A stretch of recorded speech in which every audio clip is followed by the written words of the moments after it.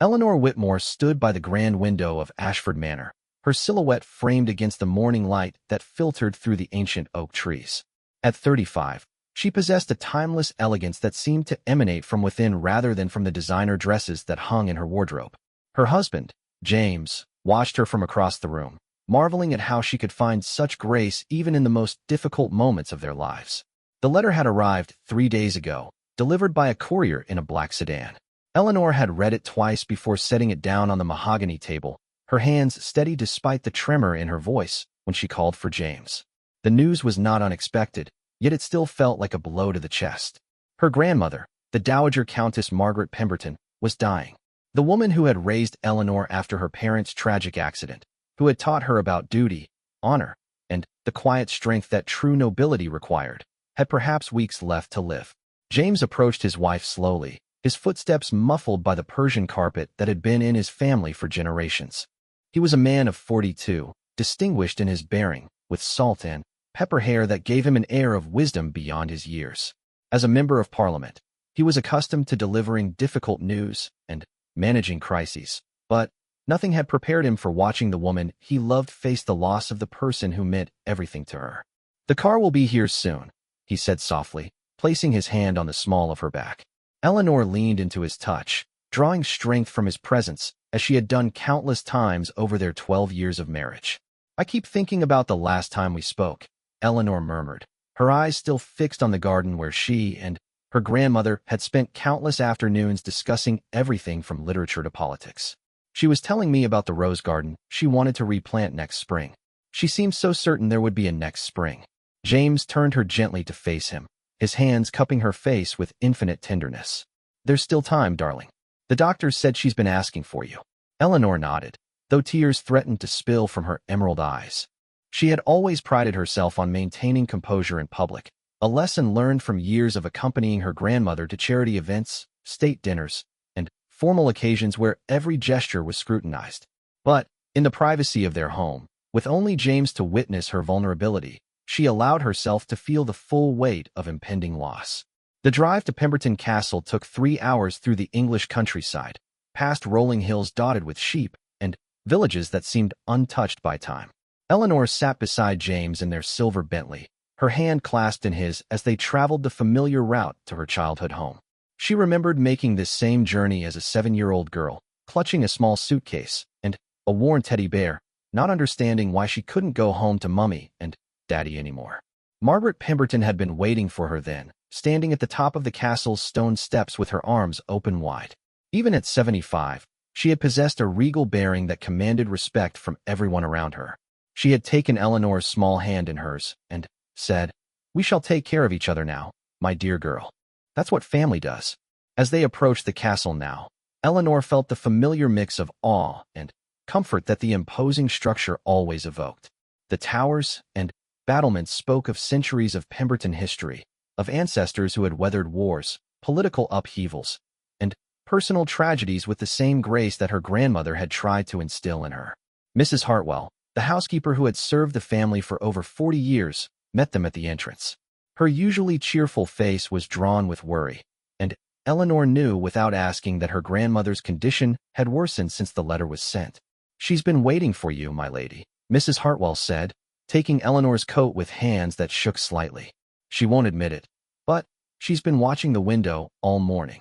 Eleanor climbed the familiar staircase, its worn wooden steps creaking softly under her feet. The walls were lined with portraits of generations of Pembertons, their painted eyes seeming to follow her progress. She paused outside her grandmother's bedroom door, taking a deep breath to steady herself before knocking softly. "Come in, Eleanor," came the familiar voice from within, still commanding despite its weakness. Margaret Pemberton lay propped against silk pillows in the four-poster bed that had been in the family for 3 centuries. At 93, she remained beautiful in the way that only truly elegant women could, her silver hair perfectly coiffed despite her illness, her posture erect even in bed. She wore a cream silk nightgown with pearl buttons, and her emerald earrings, the ones that would one day pass to Eleanor, caught the light from the bedside lamp. "Grandmother," Eleanor whispered, moving to the bedside and taking her grandmother's thin hand in both of hers. "My dear girl," Margaret said, her eyes bright with unshed tears. You came. Of course I came. Did you think I wouldn't? Margaret smiled, the expression transforming her face despite the signs of illness. I taught you too well for that. You've never shirked your duties, not once in all these years.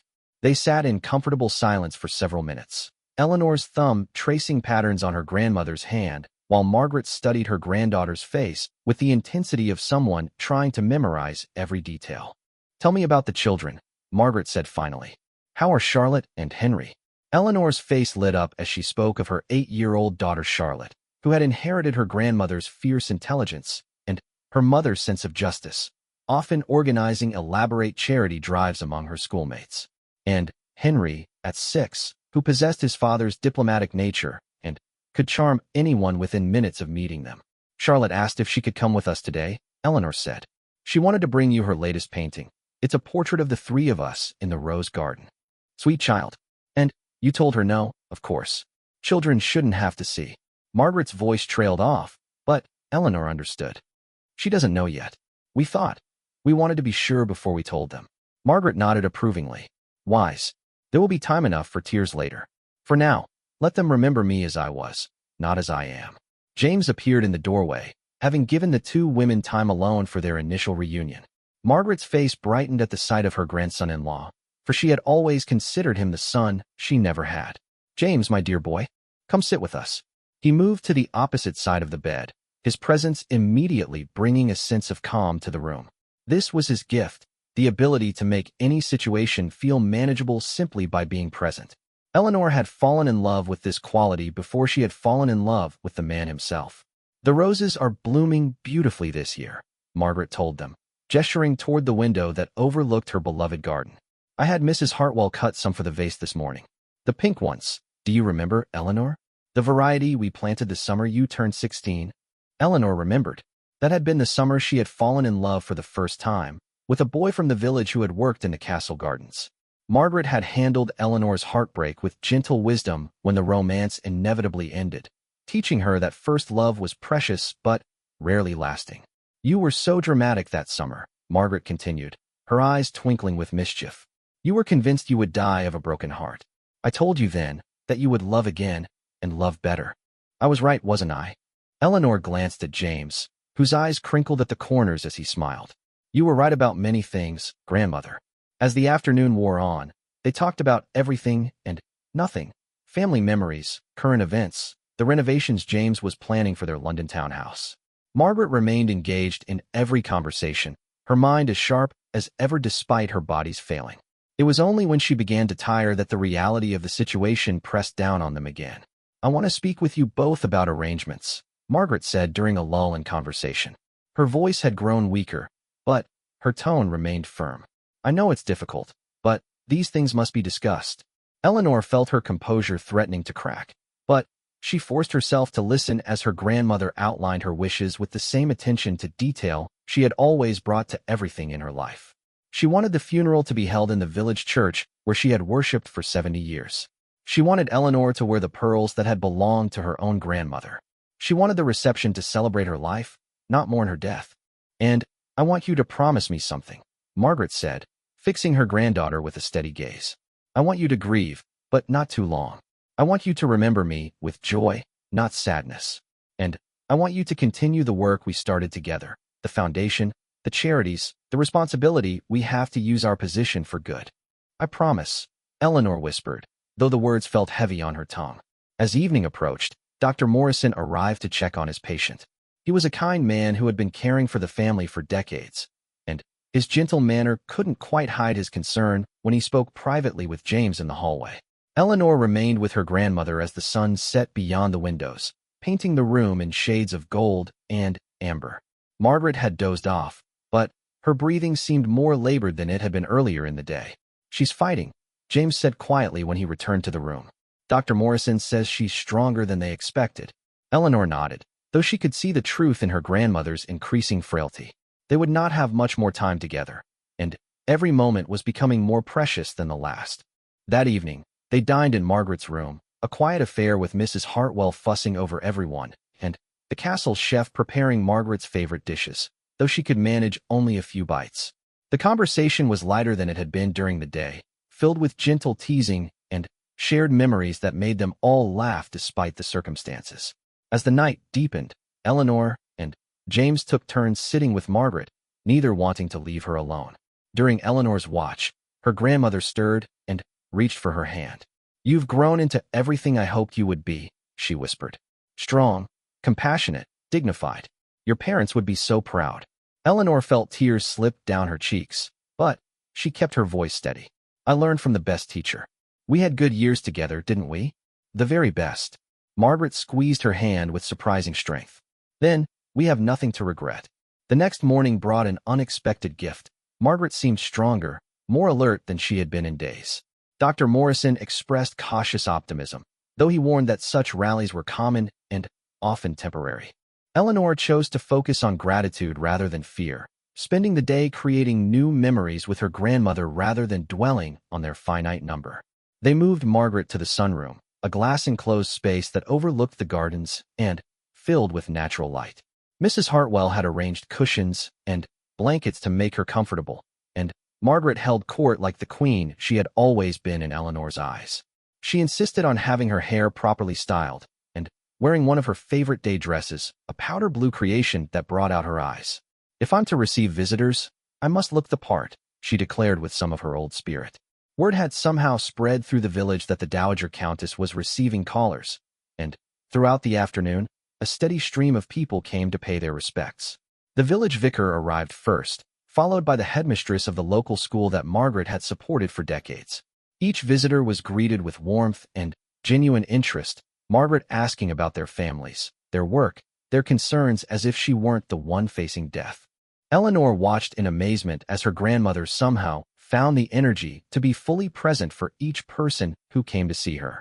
Mrs. Patterson, whose son Margaret had helped send to university, wept openly as she thanked her benefactor. Tom Bradley, the estate manager who had worked for the family for 30 years, stood hat in hand as Margaret gave him final instructions about the grounds she loved so deeply. "She's remarkable," James murmured to Eleanor as they watched Margaret comfort the village librarian, who was sobbing over the prospect of losing her greatest supporter. "She always has been. Even when I was small, she never seemed to rest. There was always someone who needed help, some cause that required attention. I used to wonder if she ever got tired. And now you know?" Eleanor smiled sadly. "Now I know she probably did, but she never let it stop her. She taught me that privilege comes with responsibility, and responsibility doesn't pause for convenience or comfort." As the last visitor departed, Margaret settled back against her cushions with a satisfied sigh. "That was lovely. I'd forgotten how energizing it can be to see old friends." Dr. Morrison returned that evening with news that was both encouraging and sobering. Margaret's condition remained stable for now, but he estimated she had perhaps a week, possibly two if she continued to rally as she had today. "I want to call Charlotte and Henry," Eleanor told James that night as they prepared for bed in the guest room they had occupied during their childhood visits. "They should have a chance to say goodbye." James nodded, though his expression reflected her own concerns about bringing the children to witness their great-grandmother's decline. They were so young, and death was such an abstract concept at their ages. But Margaret had been a constant presence in their lives, and Eleanor knew they would regret not having the opportunity for a final goodbye. They arranged for the children to arrive the following afternoon, along with Eleanor's sister Victoria, who lived in Scotland and had been traveling back from a business trip abroad. The family would be together for what might be Margaret's final days. Charlotte and Henry burst into the castle with their usual exuberance, their voices echoing through the halls as they called for their great-grandmother. Eleanor had prepared them during the drive, explaining that great-grandmama was very sick, but wanted very much to see them. "Will she get better?" Charlotte had asked, her young face serious with concern. "We don't think so, sweetheart," Eleanor had replied gently. "Sometimes when people get very old, their bodies become too tired to keep going. But that doesn't mean she loves us any less."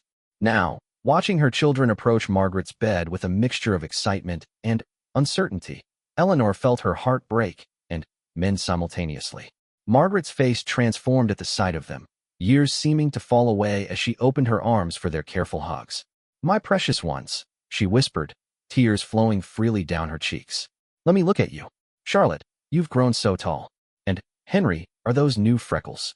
The children settled on either side of her bed, chattering about school and friends and the dog they were hoping to convince their parents to adopt. Margaret listened to every word with rapt attention, asking questions and offering advice with the same seriousness she would have shown adult concerns. When Victoria arrived that evening, the family was complete for the first time in months. Eleanor's younger sister shared her elegant bearing but possessed a more vibrant personality, her auburn hair and quick laugh a perfect complement to Eleanor's quieter beauty. She had flown directly from Hong Kong, where her law firm had been handling a complex international case, and the exhaustion of travel couldn't dim her relief at being home. "Grandmother," Victoria said, kneeling beside the bed and taking Margaret's hand. "I'm so sorry I wasn't here sooner." "Nonsense," Margaret replied firmly. "You're here now, and that's what matters. Tell me about this case you've been working on. I want to hear everything." As Victoria described her work representing a charity organization in a complex fraud case, Eleanor marveled at how Margaret continued to show interest in their lives even as her own was drawing to a close. She asked insightful questions about legal strategy and offered encouragement about Victoria's career with the same wisdom she had always provided. That night, the family gathered in Margaret's sitting room for what had become their evening tradition during these visits: tea and conversation as the sun set beyond the tall windows. Margaret, though clearly tired, insisted on presiding over the tea service as she always had, her movements careful but deliberate as she poured from the antique silver service that had belonged to her own grandmother. "I want to tell you about your great-great-grandmother," she began, settling back in her chair with her cup balanced perfectly in her lap. "She lived through 2 world wars, you know, and never once complained about the hardships." The children listened with wide eyes as Margaret shared family stories they had never heard before. Tales of ancestors who had shown courage during difficult times, who had used their positions to help others, who had faced adversity with grace and determination. Each story carried subtle lessons about character and values, delivered with the skill of a master storyteller who understood that the best teaching happens when children don't realize they're being taught. "Family stories are important," Margaret concluded, her gaze encompassing all of them. "They remind us who we are and what we stand for. They connect us to something larger than ourselves." As the evening progressed, Eleanor noticed Margaret growing more tired, though she continued to participate in the conversation with obvious pleasure. When it came time to put the children to bed, both Charlotte and Henry hugged their great-grandmother extra tightly. "Will you still be here in the morning?" Henry asked with the directness that only children possess. Margaret cupped his face gently in her hands. "I will be with you in some way every morning for the rest of your life, my darling boy. Love doesn't end just because someone isn't here to hug you anymore."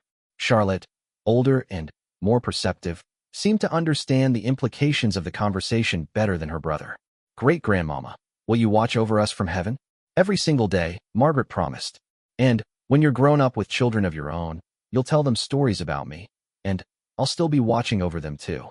After the children were settled in their rooms, the 3 adults returned to sit with Margaret. The conversation turned to more practical matters: the management of her various charitable foundations, the disposition of personal items, the countless details that needed attention.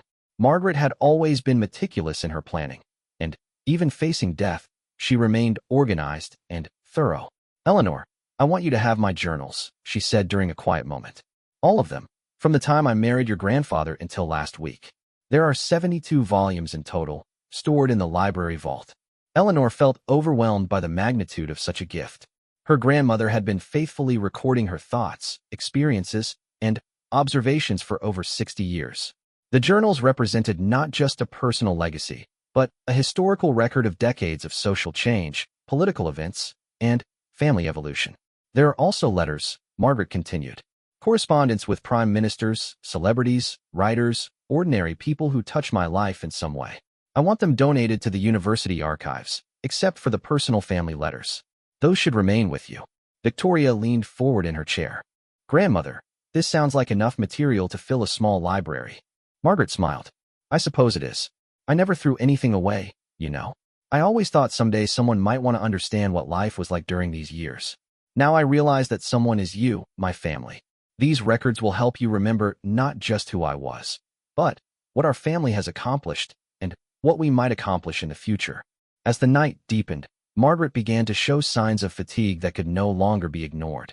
Dr. Morrison had left strict instructions about not overtiring her, but she had been reluctant to end what she clearly knew might be her last opportunity to speak with her family as a group. We should let you rest, Eleanor said gently, though she was reluctant to leave her grandmother's side. A few more minutes, Margaret requested. There's something else I need to say. She looked at each of them in turn, her eyes bright with unshed tears, but her voice strong and clear. I need you to know that raising Eleanor after her parents died was not a burden, it was a gift. Watching both of you girls grow into the remarkable women you've become has been the greatest joy of my life.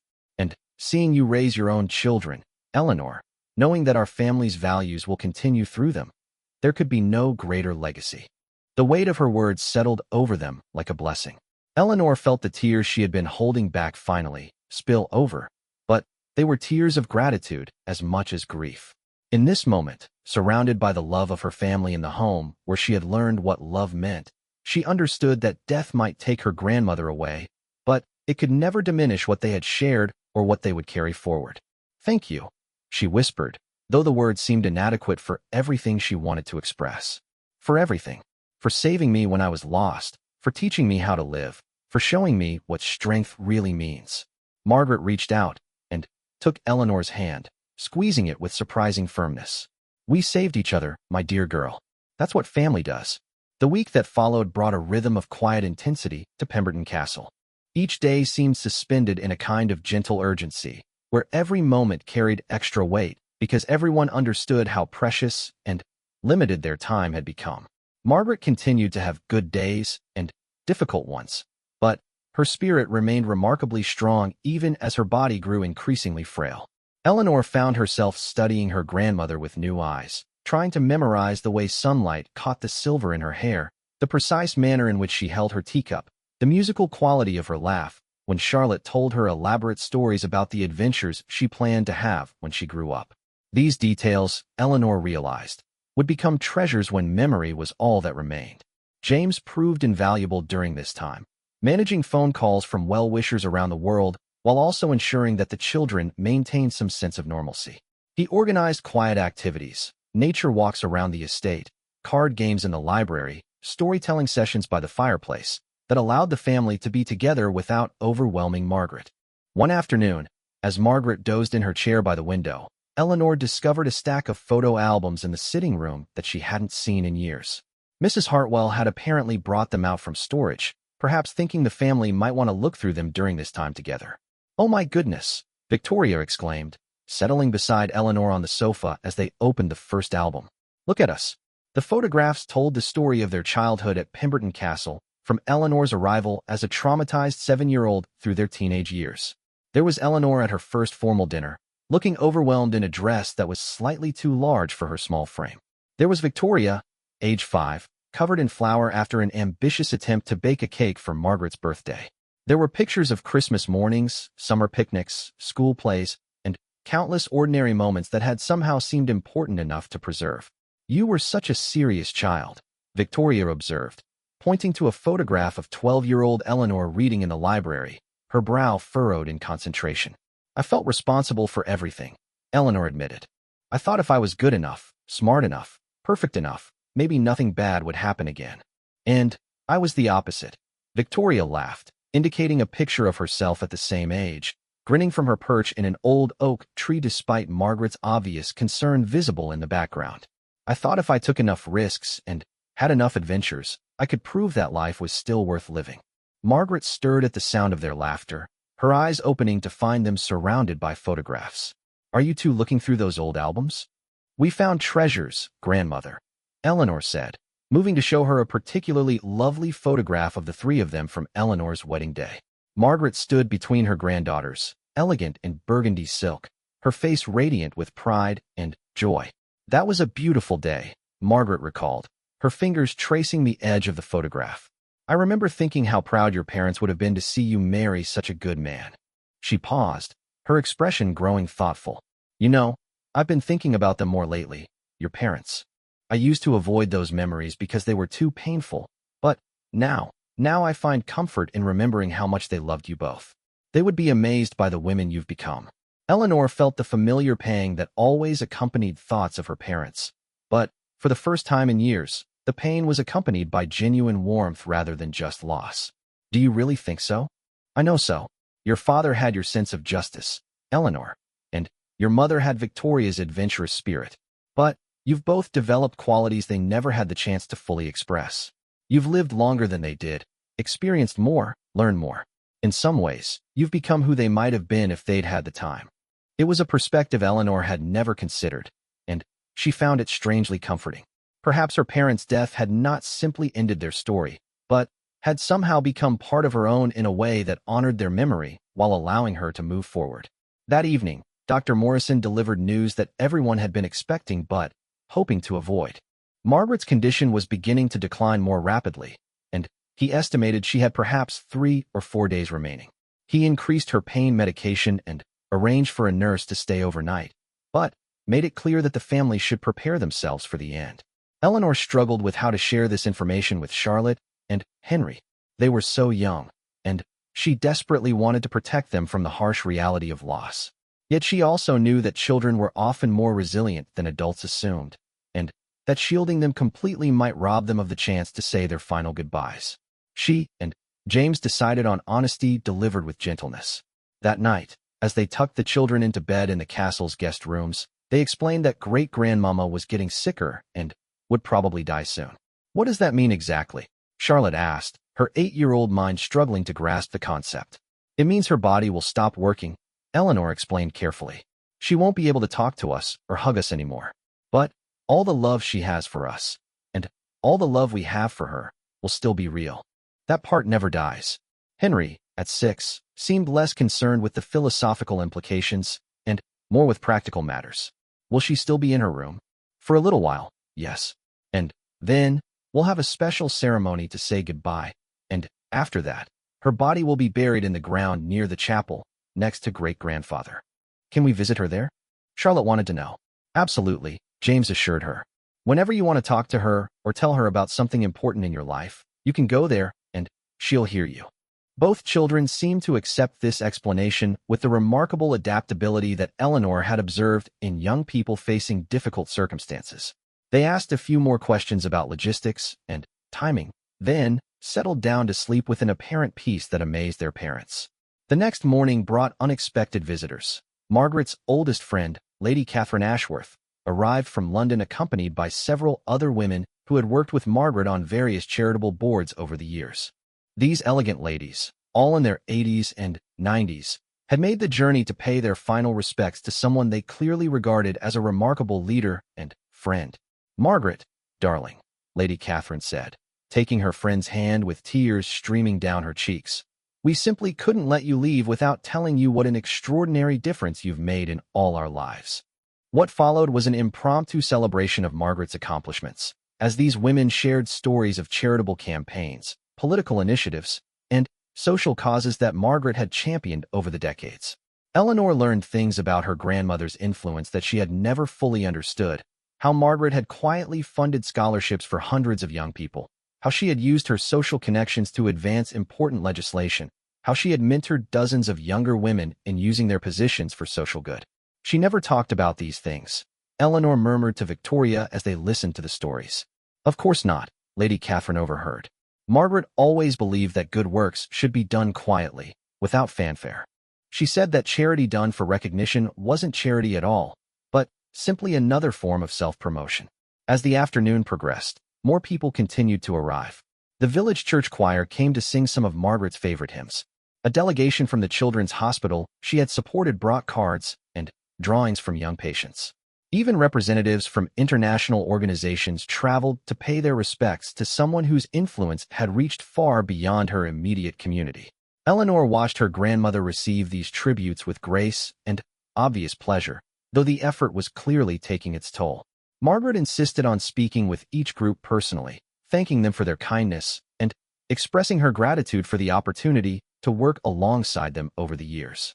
I never realized, Eleanor said to James during a quiet moment in the hallway, just how many lives she touched. I knew she was involved in charity work, but this is something else entirely. Your grandmother was a force of nature, he replied. She used her position and resources to create ripple effects that will continue long after she's gone. That's a rare gift. As evening approached and the last of the visitors departed, Margaret seemed both energized by the day's events and exhausted by them. She had given everything she had to properly acknowledge the people who had come to honor her, but the effort had cost her dearly. Dr. Morrison's examination that night confirmed what everyone could see. Margaret was entering her final stage. She remained alert and relatively comfortable, but her body was beginning to shut down in the natural way that marked the end of a very long life. How long? Eleanor asked quietly when she and James spoke with the doctor privately. Perhaps tomorrow, maybe the day after. It's difficult to predict exactly, but not long now. Eleanor nodded, though part of her wanted to rail against the inevitability of what was coming. She had known this day would arrive, had been preparing for it intellectually for months, but nothing could have prepared her emotionally for the reality of losing the most important person in her life. That night, the family kept vigil with Margaret. They took turns sitting beside her bed, holding her hand, speaking quietly about memories and hopes and the love that connected them all. Victoria read aloud from some of Margaret's favorite poetry, her clear voice filling the room with familiar words that seemed to bring comfort to everyone present.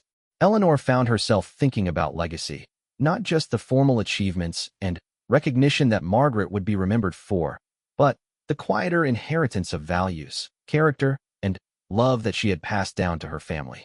These gifts, Eleanor realized, were perhaps more precious than any material inheritance because they would continue to influence future generations in ways that money or property never could. As the hours passed, and Margaret drifted in and out of sleep, Eleanor felt a strange sense of peace settling over her grief. Her grandmother was dying as she had lived, surrounded by love, secure in the knowledge that her life had mattered, confident that her legacy would continue through the people she had shaped and influenced. "She's not really leaving us," Eleanor whispered to James as they watched Margaret sleep. "She'll be part of us forever." "Yes," he agreed softly. "The best parts of her will live on in you, and in Charlotte and Henry, and in all the people whose lives she touched." Eleanor squeezed his hand, drawing strength from his presence as dawn approached, and they prepared for what would likely be their final day together as a complete family. Dawn broke gray and misty over Pemberton Castle, the kind of soft English morning that Margaret had always said reminded her why she loved the countryside despite all the attractions of London society. Eleanor woke from a fitful sleep in the chair beside her grandmother's bed, immediately alert and checking for signs of change. Margaret lay peacefully, her breathing shallow but steady, her face serene in the early morning light. She had not awakened since the previous evening, but Dr. Morrison had assured the family that she was not suffering, simply moving naturally through the final stage of her journey. Mrs. Hartwell appeared silently with tea and toast, her own eyes red from tears she tried to hide. She had been part of the Castle household for over 4 decades, watching Eleanor and Victoria grow up, celebrating their achievements, and providing the steady, caring presence that had helped make Pemberton Castle a true home rather than simply a grand house. "How is she this morning?" Mrs. Hartwell whispered, setting the tray down on the bedside table. "Peaceful," Eleanor replied softly. "I think she's waiting for something, though I'm not sure what." As if responding to their conversation, Margaret's eyes fluttered open, focusing with remarkable clarity on Eleanor's face. "Good morning, my dear girl," she said, her voice weak but unmistakably alert. "Is everyone here?" "We're all here, grandmother. James and Victoria are in the sitting room with the children, but I can call them if you'd like." "In a moment. First, I want to speak with you alone." Eleanor leaned closer, taking her grandmother's hand and marveling at how the fingers that had once seemed so strong now felt as delicate as bird bones. "I need to tell you something important," Margaret continued. "Something I should have said years ago, but I was always waiting for the right moment. I suppose there's no perfect time for such things." Eleanor felt her heart rate increase, uncertain what revelation might be coming. "When your parents died," Margaret began slowly, "I was devastated. Not just because I had lost my beloved daughter and son-in-law, but because I was 75 years old and, suddenly, responsible for raising a traumatized 7-year-old and a 5-year-old. I was terrified that I was too old, too set in my ways, too unfamiliar with modern child rearing to give you what you needed." This was not what Eleanor had expected to hear. Her grandmother had always seemed so confident, so certain of her ability to handle any situation that arose.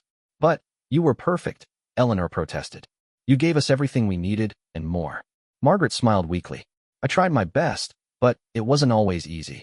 There were nights when I lay awake wondering if I was making terrible mistakes, if you would have been better off with younger guardians, if I was somehow failing you both.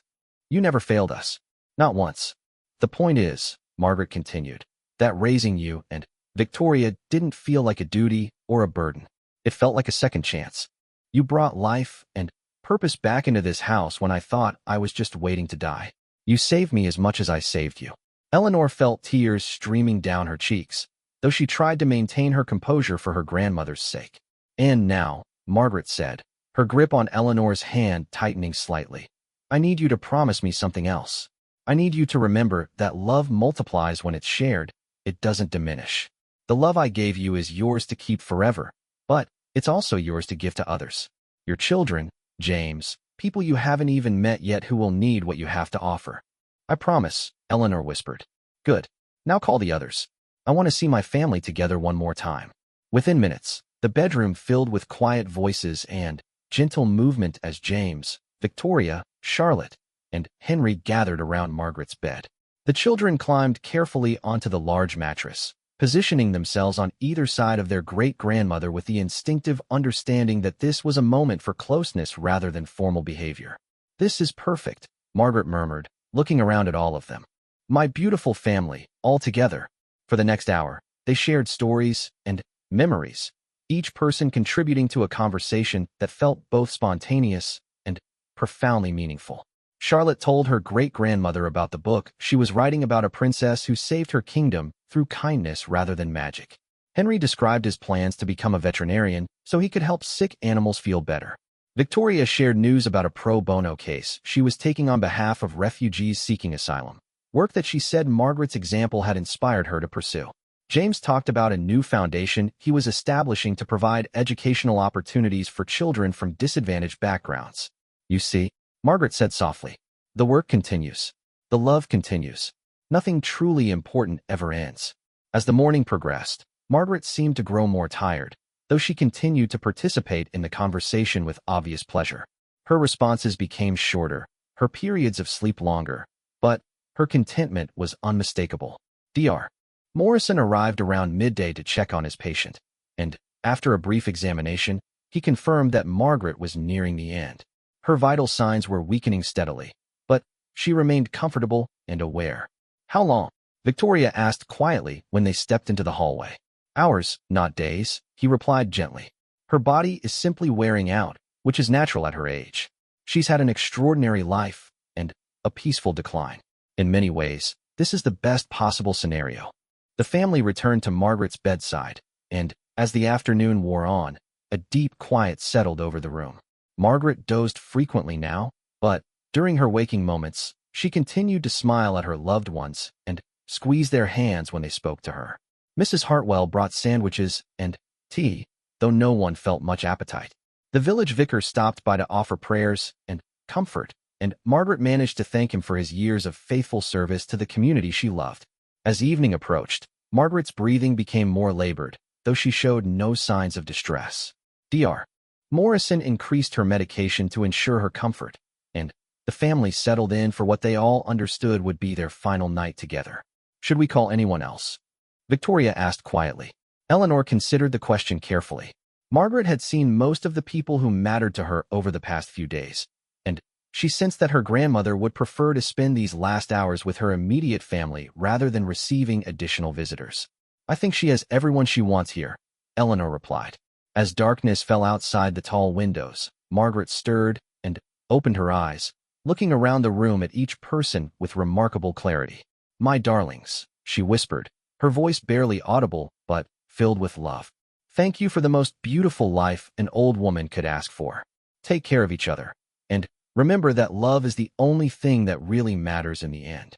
Charlotte, with the directness that only children possess, leaned close to her great-grandmother's ear. I love you, great-grandmama. I'll never forget you. And I love you, precious girl. All of you. More than you could ever know. These were Margaret's last coherent words. As the hours passed, her breathing became increasingly shallow, but her face remained peaceful, almost serene. The family maintained their vigil, taking turns holding her hand, reading favorite passages from books she had loved, and simply being present for this final passage. Eleanor found herself thinking about all the lessons her grandmother had taught her, both through words and example. Lessons about grace under pressure, about using privilege responsibly, about finding strength in family and purpose in service to others. These teachings had shaped every major decision in Eleanor's life, and she understood now that they would continue to guide her for whatever years remained to her. Shortly before dawn, as the first pale light began to filter through the curtains, Margaret's breathing grew even more quiet. James called Dr. Morrison, who confirmed that the end was very near. The family gathered close, surrounding Margaret with their love and presence as she prepared for her final journey. At 6:47 a.m., as the sun rose over the gardens she had tended for so many years, Margaret Pemberton took her last breath. Her passing was so gentle, so peaceful, that for a moment no one was quite certain it had happened. Then, Dr. Morrison stepped forward to confirm what they all understood. The woman who had been the center of their world was gone. Eleanor felt a profound silence settle over her heart, not the silence of emptiness, but the silence of completeness. Her grandmother had lived fully, loved deeply, and died surrounded by the people who cherished her most. In this moment of deepest grief, Eleanor also felt an unexpected sense of gratitude for having been part of such a life, such a legacy. "She's free now," James said softly, his arm around Eleanor's shoulders as they said goodbye to the remarkable woman who had shaped them all. "Yes," Eleanor agreed, though tears streamed down her face. "She's free, and we're blessed to have been hers."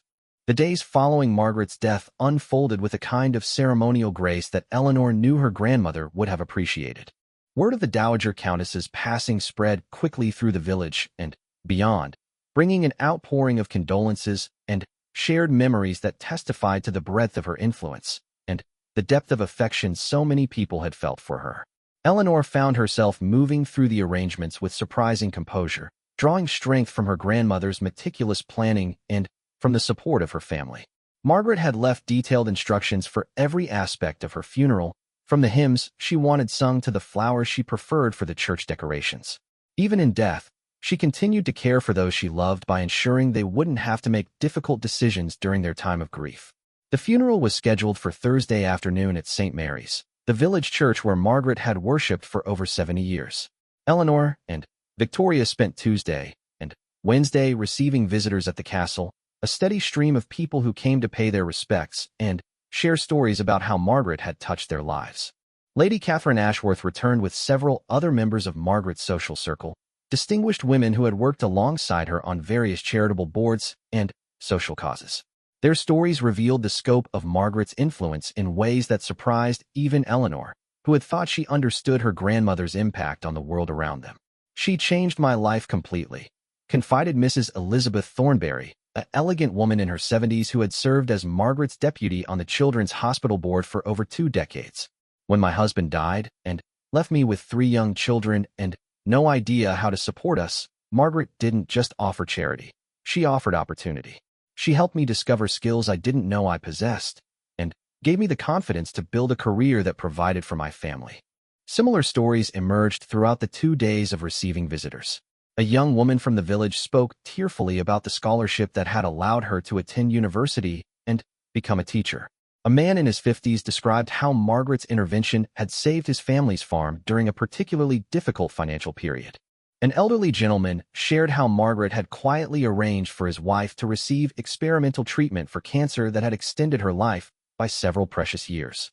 "I had no idea," Victoria whispered to Eleanor during a brief break between visitors.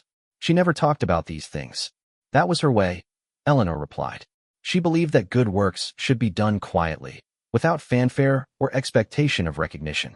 She said that helping others wasn't about making yourself feel better. It was about making their lives better.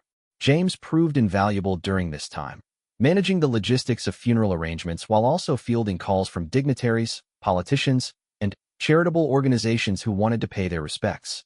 Several members of Parliament requested permission to attend the funeral, as did representatives from the royal household and various international charities Margaret had supported over the years.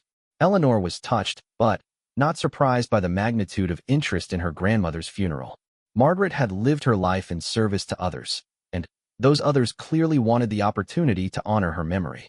On Wednesday evening, as the last of the day's visitors departed, Eleanor found herself alone in her grandmother's sitting room, surrounded by the familiar furniture and photographs that had defined so much of her childhood. The silence felt different now, not empty, but expectant, as if the room itself was waiting to see what would happen next. She opened one of Margaret's journals, chosen at random from the 72 volumes that would soon become her responsibility to preserve and understand.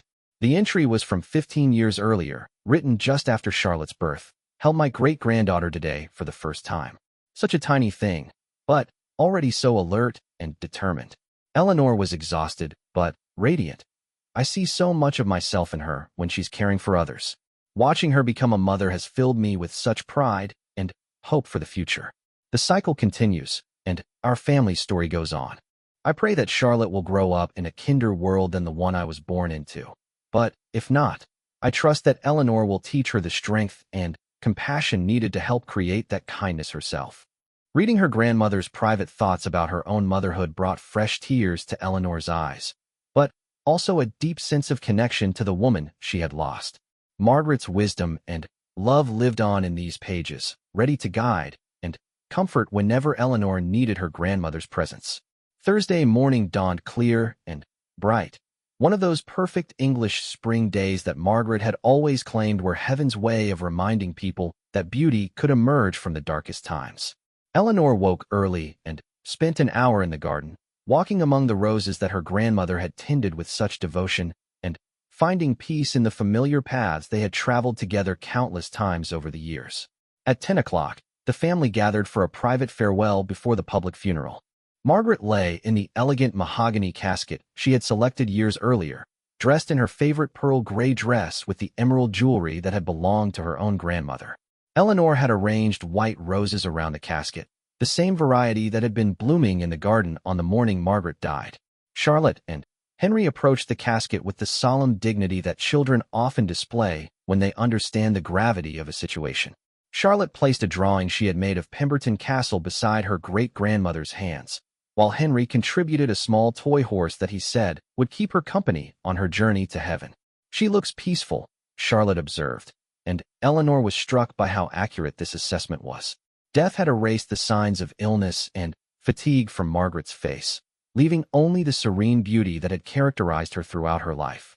The funeral procession to St. Mary's Church was unlike anything the village had ever seen. The hearse was followed by cars carrying family members and close friends, but also by hundreds of people who had chosen to walk from the castle to the church as a final gesture of respect. Eleanor watched from the family car as villagers lined the route, many holding flowers or photographs of Margaret from various community events over the years. St. Mary's Church was filled beyond capacity, with people standing in the aisles and even outside the open doors to hear the service. The church itself was transformed with white roses, Margaret's favorite flowers, and the late morning sunlight streaming through the stained glass windows created an atmosphere of transcendent beauty. The vicar, Reverend Michael Patterson, had known Margaret for over 30 years and spoke movingly about her faith, her service to others, and her deep love for family and community. Her voice was clear and steady as she shared memories and reflections that captured both Margaret's public accomplishments and her private virtues. "My grandmother taught me that privilege is not about what you have, but about what you do with what you have," Eleanor said, her words carrying to every corner of the silent church. "She showed me that true elegance comes from grace under pressure, that real strength is found in serving others, and that love expressed through action is the only love that really matters." She concluded by reading from one of Margaret's favorite poems, a piece by Christina Rossetti that had always hung framed in her grandmother's bedroom. "Remember me when I am gone away, gone far away into the silent land, when you can no more hold me by the hand, nor I half turn to go yet turning stay. Remember me when no more day by day you tell me of our future that you planned. Only remember me. You understand it will be late to counsel then, or pray."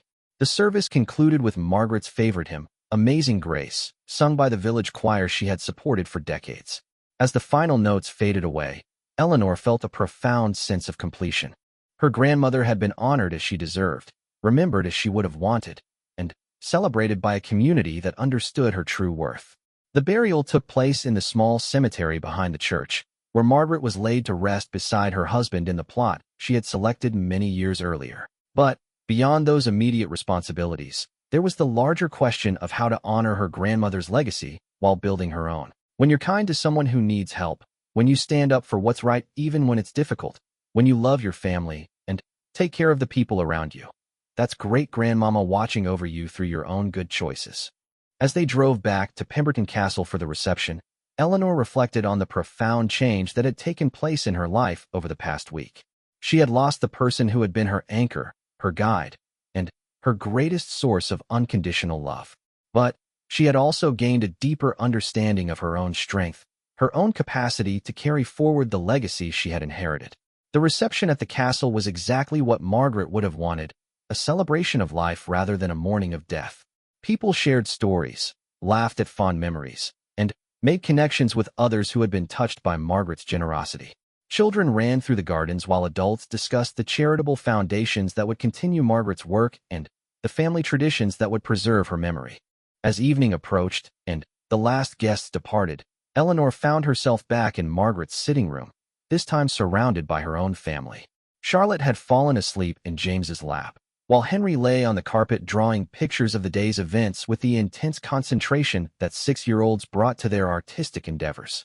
It was a beautiful service, Victoria said softly, settling beside Eleanor on the sofa where they had spent countless evenings listening to their grandmother's stories. She would have been pleased, Eleanor agreed, though she probably would have worried that people made too much fuss over her. James looked up from the sleeping Charlotte in his arms. What will you do about the castle? It was a practical question that Eleanor had been avoiding, though she knew it needed to be addressed soon. Pemberton Castle was now hers, along with the responsibility for maintaining it, and deciding how best to honor its history while making it relevant for the future. I think, Eleanor said slowly, working through her thoughts as she spoke, that grandmother would want it to continue serving a purpose beyond just being our family home. Maybe we could open parts of it for educational programs, or use it to host charitable events, or create a retreat center for people who need quiet space to heal and reflect. It was an ambitious vision, but as Eleanor spoke the words, she felt their rightness in her heart. Margaret had always believed that beautiful spaces should be shared, that privilege should be used to benefit others, that homes should welcome people rather than exclude them. That sounds exactly like something she would support, Victoria said with a smile. Count me in for whatever help you need to make it happen. As they prepared to put the children to bed in the castle for what might be their last night there for a while, Eleanor walked once more through the rooms that had shaped her life. In each space, she could hear echoes of her grandmother's voice, see glimpses of the lessons learned and love shared within these walls. Standing finally, in Margaret's bedroom, now empty of its primary occupant but still filled with her presence, Eleanor spoke aloud to the woman who had saved her, shaped her, and loved her unconditionally for 28 years. Thank you, she whispered to the quiet room. For everything. For showing me what love looks like when it's lived out loud. For teaching me that strength comes from service, that grace comes from gratitude, and that the best way to honor the past is to build a better future. I promise to make you proud. In the silence that followed, Eleanor felt a deep peace settle over her heart. Margaret was gone, but her legacy lived on in the lives she had touched, the people she had shaped, and the love she had shared. And that legacy would continue through Eleanor's own choices, through Charlotte and Henry's futures, and through the countless people who would benefit from the foundations, charities, and acts of kindness that Margaret had set in motion. The final goodbye had been said, but the love story would continue forever.